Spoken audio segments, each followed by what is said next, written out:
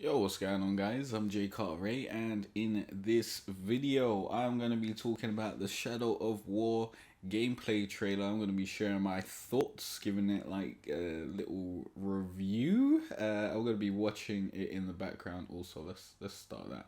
So, yesterday night, I saw that the Shadow of War gameplay trailer came out. I think there's like 16 minutes of footage here. I think it was. I think Shadow of War was announced about a week or two ago, and there was a little trailer, a little teaser trailer that came out that I didn't really care about. I didn't click on it when I saw that it was released or anything because I don't care about seeing a 15-second teaser trailer because all that's gonna do is fuel the hype. It's not gonna give me any actual information about the game, so I didn't really care about that. But actually seeing the game in in its playthrough, I'm unsure if this is actually how the game is going to be because it seems way too cinematic for this to be how the actual game plays, because like the way it was, the seamlessness of the cinematics and all that sort of stuff, and just transitioning into different parts of the game and different like cut scenes and whatnot, it just seemed way too smooth. And if that is how the game is, then that's mad. That's very good, and I've got to give them congrats for that. But I've really enjoyed Shadow of Mordor. I thought that was a great game. I feel like I finished it in about 2 days. So it wasn't the longest game. It wasn't the hardest game. Pretty easy to get into. Pretty easy to complete. I love the Nemesis system. I love what they done with it. But after I finished the game, there really wasn't much for me to do. Because like I could go around and get more runes and stuff to make my weapons better. But I didn't need to do that because I was already good enough. And you can, I guess, brainwash more orcs in order to build your army, but there's no real end game to that either.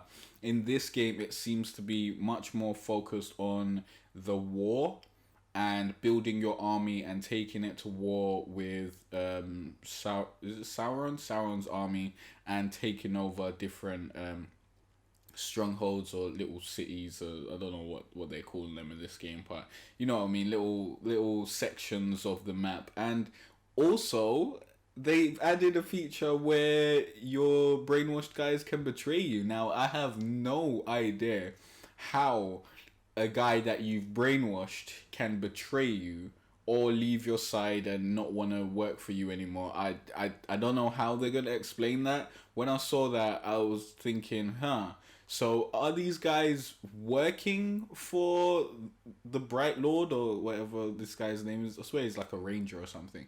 Are these guys working for this guy like without being brainwashed? But then later on in the video, you see him brainwash a guy, so you know that he's still out here brainwashing. So I'm very, I'm very confused as to how someone who's brainwashed finds the mental fortitude to break that brainwashing and betray you.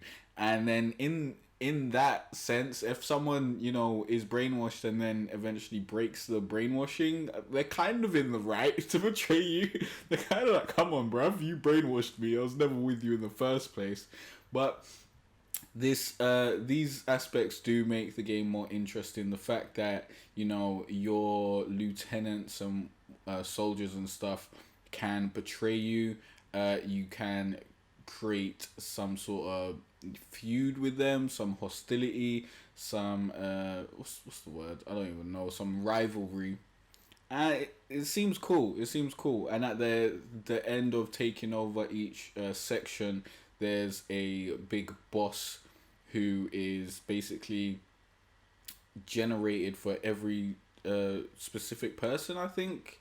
Or it says something like everyone's playthrough is going to be different. You're going to have different commanders that you're going to go against, different bosses that you're going to go against, and all that sort of stuff. And they're going to be personally tailored to you, which seems more like the Nemesis system, but just making it a little bit deeper, or adding a little more things to it, which is interesting.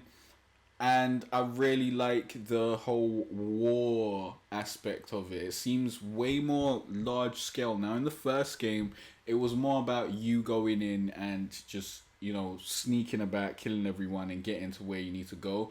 In this, or at least in the trailer that they've shown, it's more of a large scale war. You've got a few of your captains coming to get involved, and you can, promote any of those captains after the thing's over and make them the new overlord. And it's really cool. It's really cool. And to be honest, I wasn't gonna really play any other games this year except for Ark, because I've been banging that out, and it's been a very good game. And it takes a lot of time commitment to get good at it. Takes a lot of time commitment to get good videos out of it and whatnot, especially playing on official servers. So I've really been focusing on that. Plus I have the responsibility of running my tribe and whatnot, and making sure that I'm there for the guys, so to speak.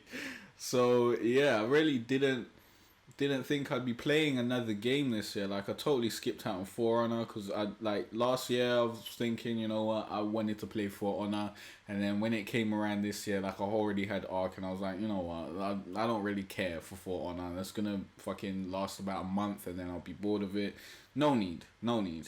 I didn't get Ghost Recon's Wildlands, which was another game that I wouldn't have minded playing, but didn't want to spend the money on that. Horizon Zero Dawn is a game that I feel is very hyped up for. I don't know why.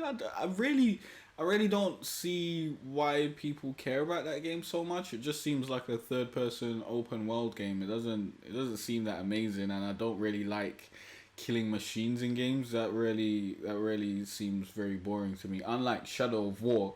Oh my god, have you seen the brutality and gore in this game? Oh my god. Now, I remember there was a little brutality and gore in Shadow of Mordor, but it seems like they have ramped things up. Because I swear, in the Lord of the Rings movies and whatnot, there's no way is there this much gore. So they've gone over far and beyond to bring you gore and loads of blood splatting all over the place, and it's really cool. I like that sort of shit. I like that gritty sort of I'm cutting someone's head off sort of stuff. And yeah, I think this game looks really interesting. It's coming out on August the 22nd, so we've got about a month, I believe. I think August is after March, or is it after May? January, February, March, August, May. I swear that's the way it is. I'm like 90% sure that's the way it is. Allow me, I'm really crap with, dates and times and directions. So let me quickly check. So in March, then it's April, then it's May, then it's June, then it's July, then it's August. Wow. I was super wrong. Oh my god.